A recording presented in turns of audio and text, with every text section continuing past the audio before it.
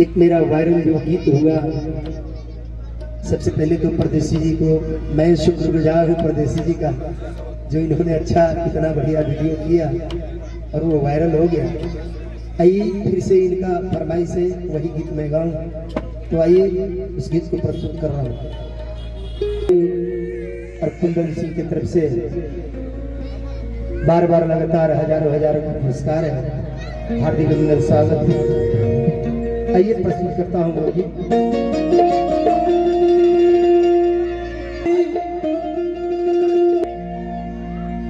अरे अंगना द्वार सगरी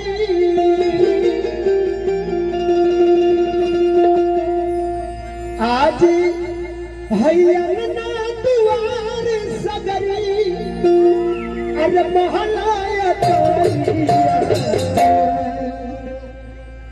कि तो रबी नहीं, अरे रबी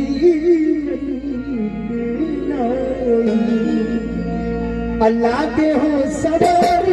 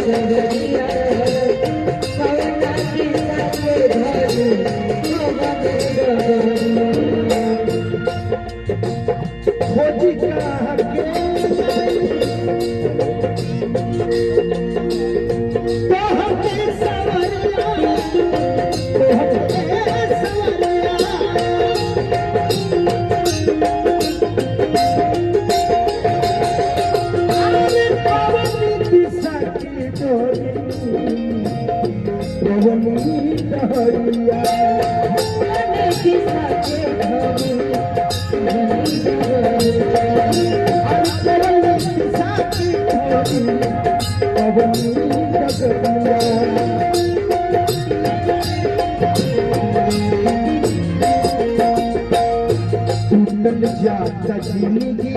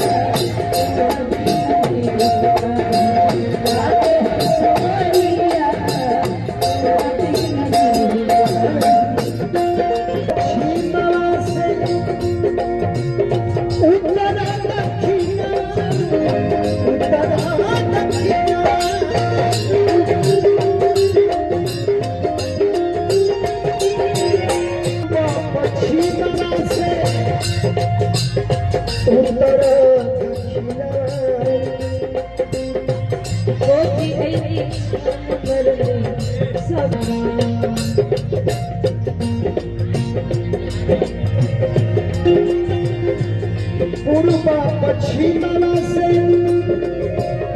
उत्तरा दक्षिणवा, हर खोजे छान बड़ी सगरिया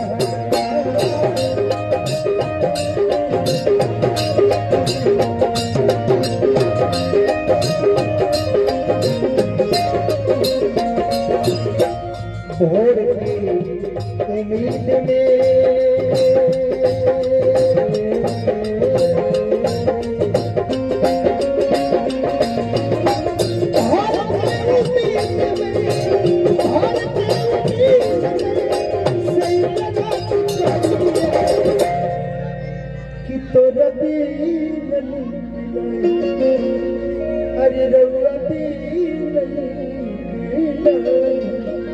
लागे हो सवारी